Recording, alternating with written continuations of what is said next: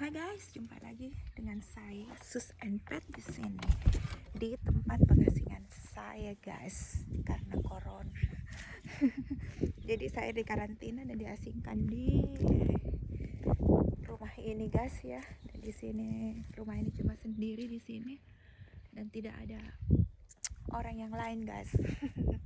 Karena orang-orang Prancis sudah mengklaim saya adalah sedang sakit corona, jadi mereka mengasingkan saya sendiri di rumah ini guys. Tapi nggak apa-apa ya, harus diterima ya. Kalau karantina ya karantina lagi. Di Jakarta juga mungkin kayak gini, tapi mungkin ini parah banget ya guys. Karena aku diasingkan di tengah-tengah ladang ini ya guys. Tengah-tengah hutan ini. Tapi sumpah hari ini aku harus semangat ya, walaupun saya diasingkan, tapi saya harus semangat. Saya harus menikmati hari ini. Saya harus menikmati waktuku di Prancis selama 7 hari ini. Dan ini adalah hari mungkin hari ketiga ya. Aku tidak tahu, aku nggak menghitungnya karena saya nggak mau hitung. Kalau saya menghitung hari, saya pasti lebih menderita lagi guys. Ya kalau mau dibilang sedih, bagaimana perasaan saya, sedih sekali ya guys. Karena ketika saya dinyatakan positif oleh what is that, di bandara, saya ditipu oleh Saudi dan saya dinyatakan positif. Wah, betul-betul membuat saya hancur. Tapi ya sudahlah, kita bikin vlog ini aja ya. Dimanapun saya berada, saya tetap bikin vlog apapun kegiatan saya. Tapi saya bersyukur karena dosen Prancis profesor itu sudah memberikan saya tempat tanpa saya harus membayar hotel yang mahal guys. Walaupun saya berada di desa. Saya diasingkan di desa ini, di tanah lahan pertanian ini. Tapi saya sedikit bersyukur karena saya ditemani oleh, hari ini saya ingin bermain dengan kuda Titania. Jadi saya sedikit bahagia juga. Titania. Jadi itu adalah kuda yang menemani saya di ladang ini guys. Jadi dia adalah kuda yang sangat penyayang ya. Walaupun dia baru melihat saya, tapi dia begitu bahagia. Dan saya juga begitu bahagia. Karena saya di sini sendirian dari pagi hingga malam, saya sendiri, tidur sendiri di ladang ini guys, karena orang-orang Prancis mengasingkan saya. Tapi ya udahlah guys. Yuk kita hari ini kita main-main dengan Titania yuk. Ini sangat menarik guys, karena pasti di Indonesia saya tidak mendapatkan kesempatan untuk bermain kuda lagi guys. Oke, kita menuju ke sana yuk. Come on. Jadi hari ini saya ada di sini. Saya ingin berakrab-akrab ria sama Titania. Jadi kuda ini saya ingin memperkenalkan ya, namanya Titania ya. Dan dia sangat menyukai dia sangat menyukaiku guys. Dia suka menciumku ya. Jadi Titania ini halo Titania. Jadi Titania, kuda Titania sangat menyukai anak-anak ya. Jadi ketika ada anak-anak yang datang ke sini, dia akan tenang-tenang saja dan dia akan sangat bahagia. Apalagi saya di sini cuma berdua dengan Titania. Titania. Jadi saya sedikit wow. Ya, dia mendekati saya guys. Oke, saya harus memanggilnya ke sini. Titania. Titania.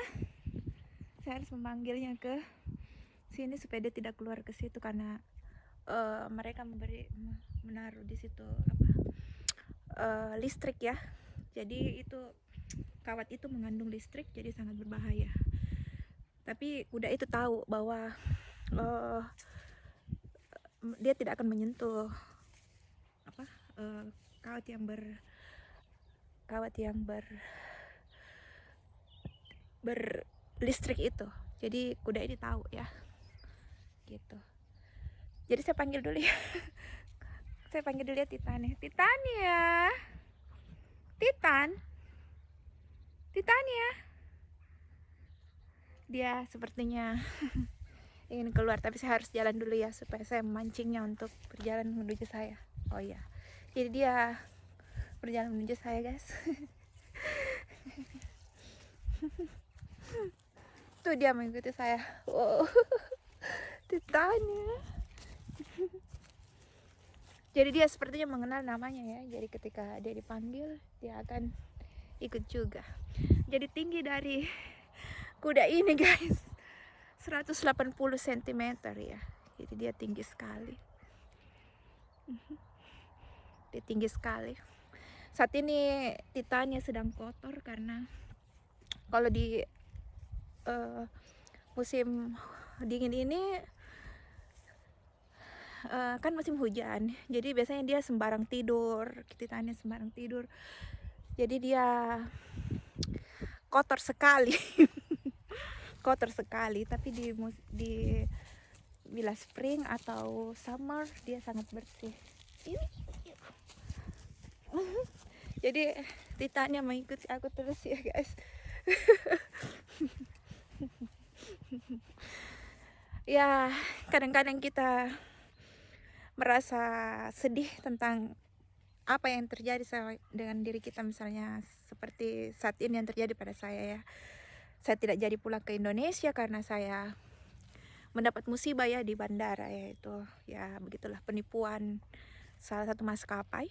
Jadi saya harus beli tiket baru lagi. Sangat menyedihkan guys ketika kita ingin pulang ke Indonesia, ke negara kita kembali, tapi ya mungkin Allah belum mengizinkan. Dan saya harus menikmati dulu perjalanan saya di Prancis setelah saya di Switzerland selama 3 bulan. Dan sekarang saya harus berada di Prancis ya, karena pandemi ini betul-betul membuat kita bangkrut dan dan membuat susah ya. Karena sebenarnya sebelumnya saya terbang di Eropa itu nggak ada masalah, tapi sekarang kita tertumpuk oleh masalah corona, masalah tes PCR dan sebagainya. Jadi sangat-sangat dilema ya. Kita beli tiket, terus kalau kita sudah tes PCR dan kita positif, wah itu betul-betul menyakitkan sekali guys. Karena persoalannya sebenarnya saya nggak sakit. Saya sama sekali nggak punya penyakit. Tapi kayaknya negara ini memang brengsek ya. Menurut saya negara ini brengsek sekali. Kenapa brengsek sekali? Ketika saya diperiksa PCR, mereka minta uang saya dulu. Bayangkan, coba. Sedangkan di Indonesia kan sudah PCR baru bayar. Ini dia minta dulu uang ya. Jadi saya betul-betul jengkel sekali ya sama ini negara, brengsek sekali. Dan ketika saya mau pergi ke rumah profesor ini, profesor ini, itu tengah malam guys, jadi ceritanya begini. Saya itu di sini juga setelah kejadian saya dapat positif corona, saya berada di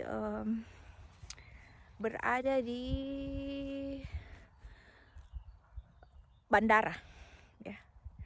Bandara itu nyaman ya, sebenarnya nyaman. Saya berada di bandara Terminal 2C ya saat itu. Dan ternyata bandara itu memang nyaman untuk kita di situ tidur atau apa. Cuman ternyata persoalannya guys, kalau kita kena corona, ya petugas akan mengusir kita untuk pergi tinggal ke hotel. Nah sedangkan saat itu mana saya pernah menyangka bahwa saya akan positif di Prancis, sedangkan saya sudah 2 kali tes di Switzerland, saya adalah negatif. Di Indonesia juga saya selalu negatif. Saya nggak pernah merasa saya ini sakit ya. Maksudnya oke lah, mungkin orang mengatakan PCR itu akurat karena dan kamu adalah mendapatkan gejala Omikron atau gejala corona. Di situ corona ya tertulis, bukan Omikron. Jadi mereka mengatakan saya sakit corona, dan mereka mengatakan bahwa saya ini terkena virus yang tidak maksudnya tanpa gejala gitu. Tapi menurut saya gejala itu pasti ada ya. Kalau saya sih, karena gejala itu pasti sakit kepala atau demam atau menggigil atau tenggorokan kering, batuk-batuk sekali. Ini saya sama sama sekali tidak sakit guys. Dan saya heran sekali ketika saya membuka di Google ketika saya membuka di Google result dari PCR itu, dan PCR-nya juga diperiksa cuma hidung doang, padahal PCR itu kan harus hidung dan mulut. Kenapa cuma hidung doang, seperti pemeriksaan antigen gitu guys. Dan memang hasilnya memang 1 jam ya. Ketika keluar saya tidak tahu buka, dia merubah kode Google saya, harus ditambah di belakangnya lagi kode. Tapi saya tidak tahu, itu yang kasih tahu saya adalah orang Dubai guys. Jadi saat itu orang Dubai yang kasih tahu saya, ternyata dia juga ketika dia PCR dan dia sehat, ternyata dia kan mau pulang ke Dubai dari Paris. Ternyata saat itu dia positif juga, dan ternyata dia harus tinggal di Prancis guys. Wow. Mungkin dia pekerja ya, mungkin dia punya kartu juga, jadi kredit card ya. Jadi mungkin di sini kan tiap sedikit harus punya kredit card. Kalau nggak punya kredit card ya susah, karena seperti begini, kalau kita tiba-tiba kena musibah positif terus kita nggak punya uang untuk pergi ke hotel, mau tinggal di mana coba, negaranya orang. Nah mungkin saya lagi beruntung ya, saat itu saya pernah menolong seorang dosen dosen profesor, dia profesor dan dia adalah ilmuwan di Prancis. Saya pernah menolongnya di bandara ketika itu jatuh dompetnya guys, dan saya kembalikan dompetnya, dan kami bertukaran WhatsApp. Nah ceritanya kayak gitu. Profesor itu saya ketemu profesor di Aarhus University di kota Aarhus. Nah dan saat itu ketika saya telepon, ketika itu saya dapat nomor WhatsApp-nya ya. Tapi kan maklum ya, orang bule, dia kan tidak pernah menganggap kita itu bagaimana ya, apalagi kalau dibilang orang Indonesia atau apa gitu kan. Nah saat itu guys, ternyata saya telepon karena saya sudah tidak tahu berbuat apa. Petugas sudah usir saya. Kamu bikin apa di sini? Kamu kok dari tadi bilang saya ini ditipu sama Saudi ya, sama pihak maskapai ya itu yang namanya tadi.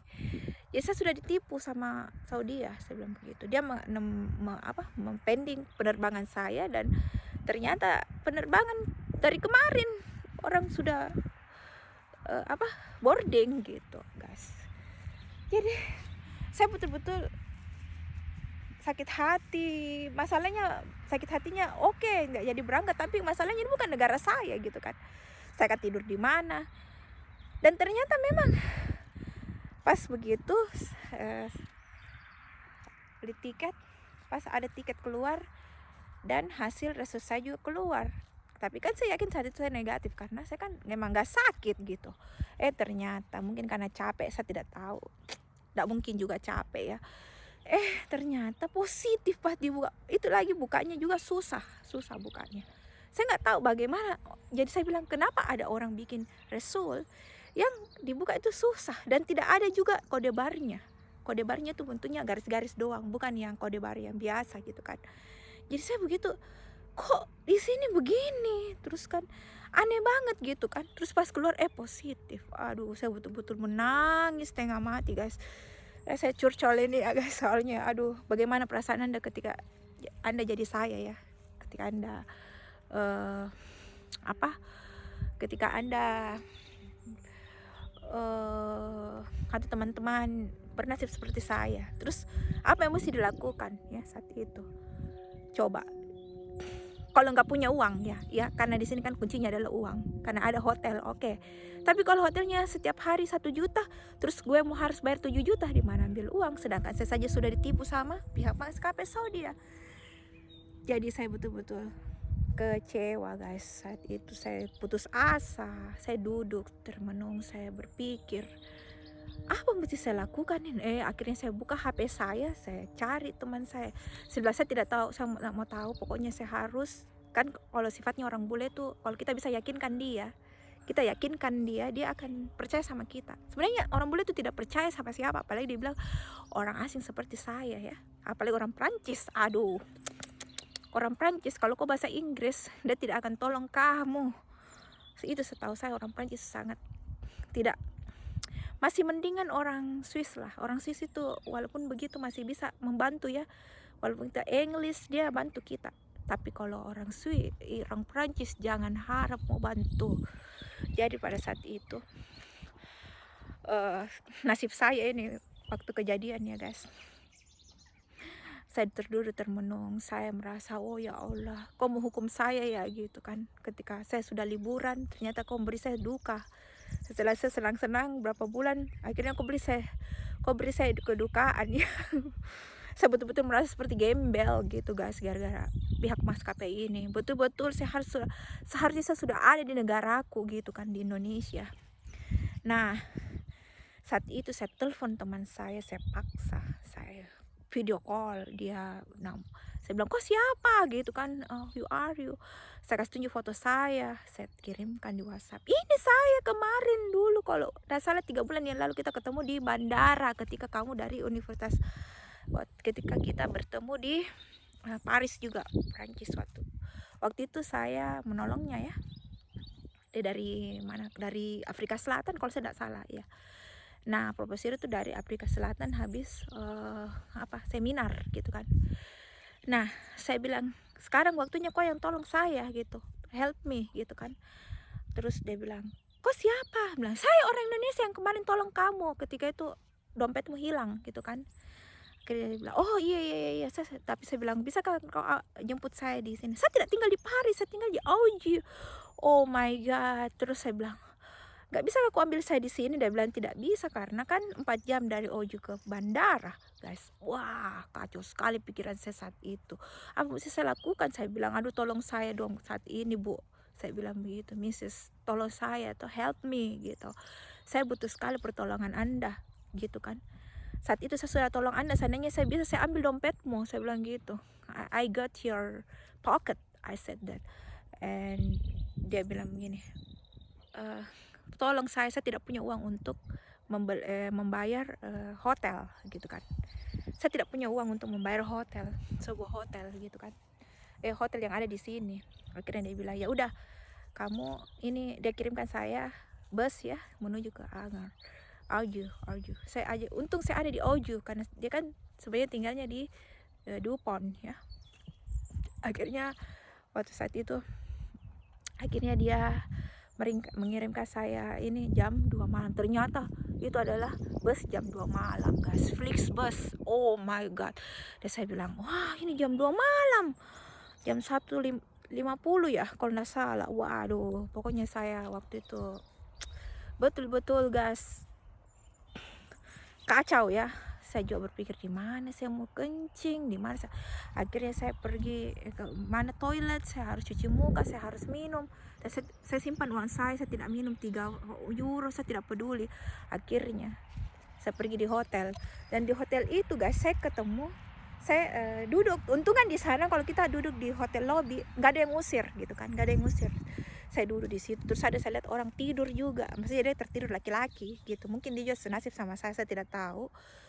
Saya bilang, oh bisa nggak tidur di sini? Saya bilang, capek sekali pokoknya pada saat itu guys. Saya seperti gembel rasanya, saya bawa semua baju saya saat itu. Akhirnya saya menunggu di bus itu di terminal 3 ya. Saya menunggu bus jam 1 malam guys. Saya sendiri, tapi kan memang di sana kan kalau orang bule itu kan memang jalannya memang sendiri-sendiri ya, nggak pernah bergerombol seperti orang Indonesia. Jadi itu wajar kalau kita jalannya sendiri. Cuma masalahnya ini kan Prancis ya, bukan Switzerland. Kalau Switzerland kan aman, tapi masalahnya Prancis, saya dikuntit oleh 2 orang laki-laki guys. Dan saya duduk di situ selama 2 jam.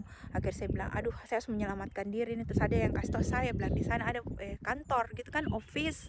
Saya pergi bertanya, Pak ini kenapa belum ada busnya? Ini kan jam 1.50 busnya Flixbus. Tunggu saja di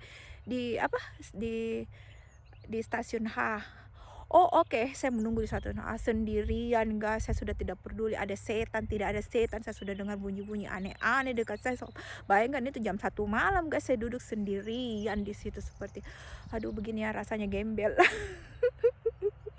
Dan saat itu memang dingin sekali ya, tapi kan Paris kan tidak sedingin Switzerland. Kalau Switzerland saya mungkin sudah mati kedinginannya.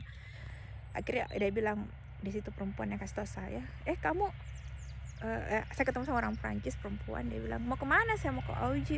Oh tapi kan Auji jam 10 malam. Saya menggunakan bahasa Indonesia saja ya.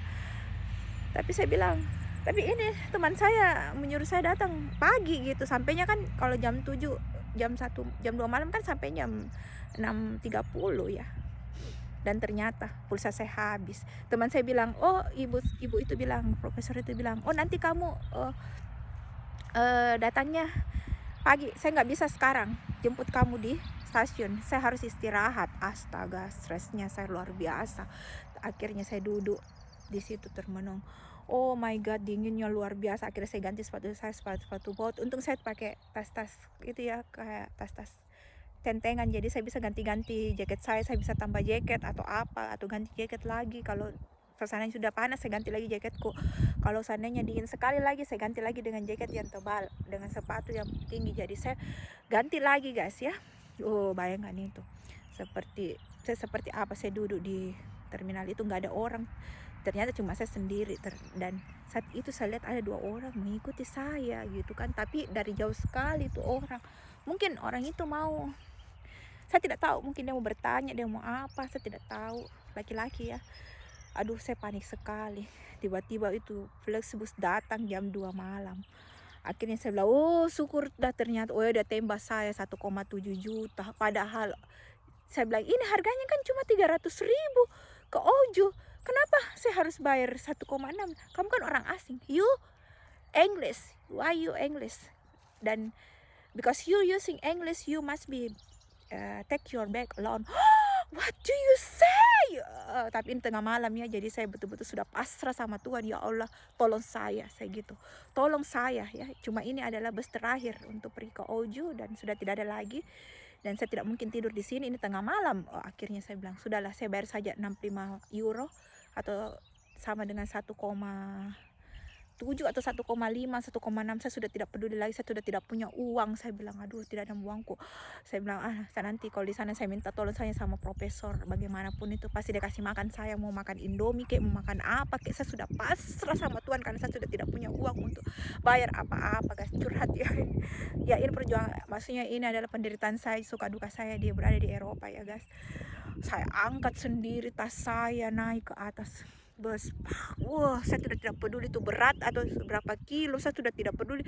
Mungkin karena saking ketakutannya saya, saking paniknya saya, saking bersyukurnya saya, bus itu sudah datang. Saya kasih angkat saja, tidak ada yang mau tolong. Saya, help me, nobody. Tidak ada bule pun mau, satu pun yang tolong saya di situ. Kenapa? Tapi di Switzerland ketika saya minta tolong, orang langsung tolong saya. Tapi di Paris betul-betul brengsek sekali. Karena kalau kita menggunakan English, jangan harap guys, jangan harap orang mau tolong, jangan harap. Cuma orang-orang berpendidikan yang mungkin yang mengerti English, mengerti negara lain, itu adalah orang-orang yang mau tolong kita. Tapi kalau orang-orang seperti supir bus begitu, supir bisnya nggak bantu. Bayangin coba kalau di Indonesia orang langsung bantu secepatnya, ini tidak. Help me, no ada yang tolong saya guys. Aduh, hati saya menangis. Tapi saya bilang, syukur saya sudah ada di sini. Akhirnya saya duduk di busnya kan 2 tingkat kan kayak gitu. Akhirnya saya duduk di atas, kamu naik di atas. Saya bilang, bayar ya, bayar 1,6. Oh, oke. Saya bilang, saya sudah pasrah, saya kasih saja uang saya. Bayar, ini saya bayar ya. Dan saya tidur di atas. Saya tidur saat itu 4 jam saya tidur. Saya bertanya sama orang yang ada di situ, ini di mana? Terus dia bilang, oh bukan di sini gitu kan. Dia kan belum waktunya. Saya kan 6.30 gitu kan. Dan saya panik karena teman saya bilang, kalau kau sudah sampai di stasiun kau harus telepon saya. Tapi kalau saya tidak punya pulsa, saya tidak punya wifi. Dan ternyata pulsa saya sudah habis. Bayangkan, pulsa 50.000 habis. Cuma 4 SMS habis semua gara-gara saya SMS adik saya dan mama saya di Makassar ya. Jadi di saat itu, dan habis pulsa saya. Dan teman saya juga saya SMS karena kan sudah tidak ada internet ketika saya keluar dari bandara. Tapi mungkin Tuhan tolong saya ya, ketika saya turun ada laki-laki berdiri di situ ya. Dan ternyata itu laki-laki kayak dia tahu English kan. Rata-rata di sini orang Prancis kan nggak tahu bahasa Inggris kan. Tapi mungkin saat itu saya lagi beruntung. Saya mungkin saya orang baik barangkali ya, saya pernah tolong orang barangkali. Saya selalu beruntung gitu loh, saya selalu ditolong gitu sama orang, saya selalu ditolong, padahal saya sendirian. Saya bilang, kalau seandainya ini dosen tidak datang, ini profesor tidak datang jemput saya, habis sudah saya tidak tahu mau berbuat apa. Negaranya orang ini di Ojo, saya tidak tahu di mana, ini Prancis. Oh, bayangkan coba, berbagai macam di otak saya. Akhirnya itu orang, saya bilang bisa pinjam wifi-nya, saya tidak punya. Can I helping your wifi? Akhirnya dia minjamin saya wifi. Dia bilang, oh tidak, nanti saya teleponkan, berapa nomor teleponnya teman kamu. Dia orang Prancis, bilang iya dia orang Prancis. Akhirnya dia pakai bahasa Prancis, dia telepon, ini namanya Susana, dia telepon, dia tunggu kamu di terminal sini, dia sudah ada di terminal. Wih, aku langsung merasa alhamdulillah rabbil alamin, ya Allah, baiknya nih laki-laki, sudah ganteng, cakep. Boleh cakep gitu, kayaknya umur 20-an lagi, 25-an gitu. Mungkin dia mau pergi kerja gitu. Cuma saya lihat waktu saat itu dia sendirian, dia berdiri dekat situ, jadi hanya dia yang bisa saya minta tolongin. Dan memang dia memang ramah, dan saya bilang, oh thank you so much.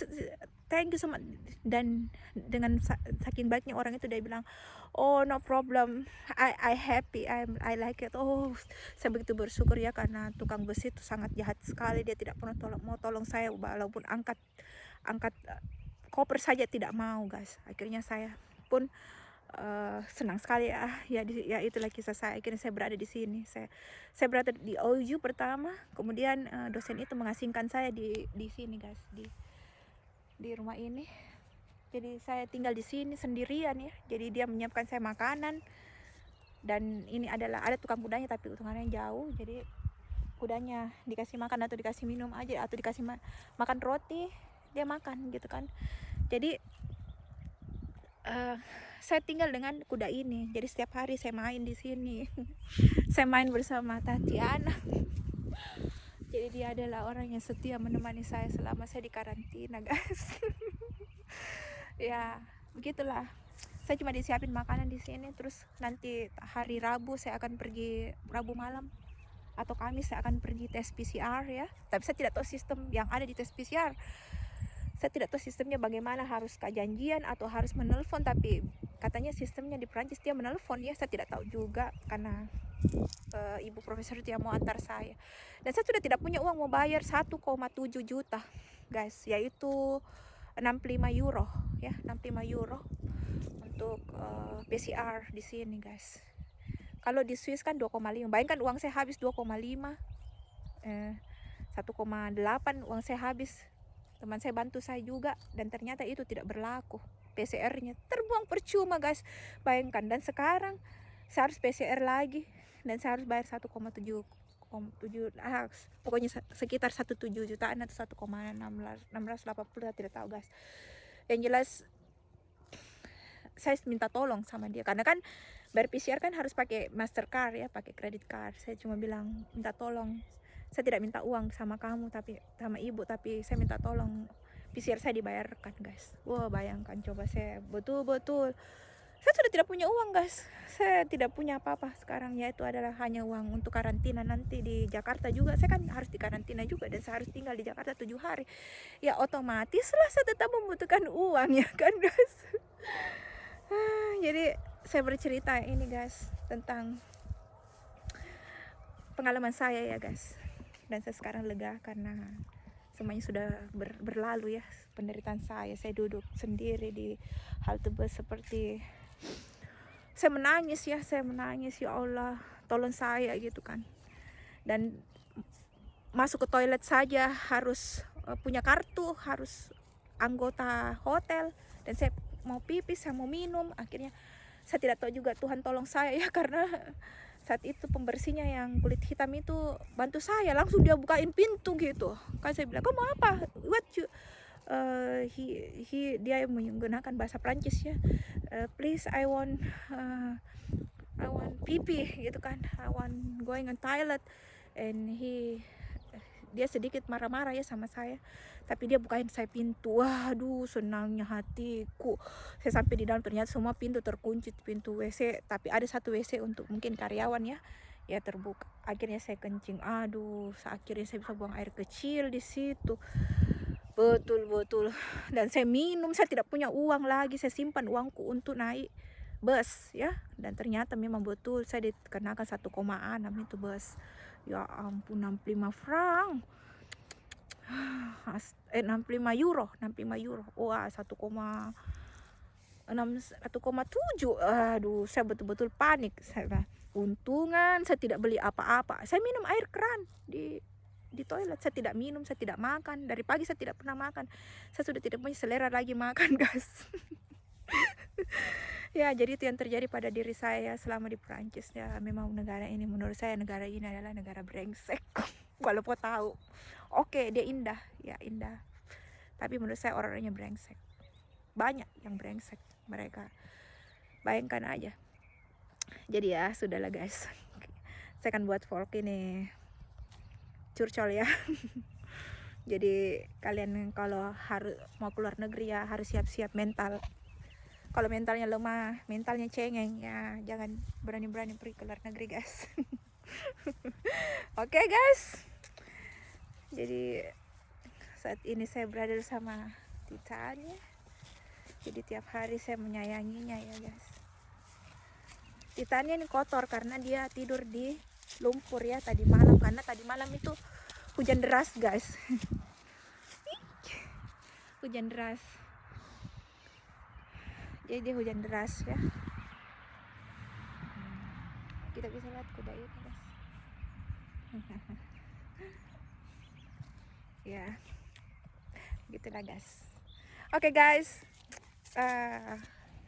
sembari kita bermain-main bersama Titania,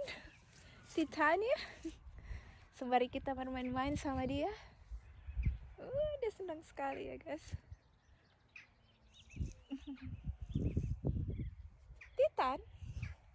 Titania. Jadi dia adalah wanita ya guys. No. Dia selalu mencium saya karena geli. Geli ya. Dia selalu mencium saya dan itu geli sekali. Aduh. Oke guys, sekian dari kisah saya di Prancis dan karantina saya bersama kuda cantik ini yang bernama Titania. Oke guys, see you in the video selanjutnya. Bye bye. Salam dari Prancis.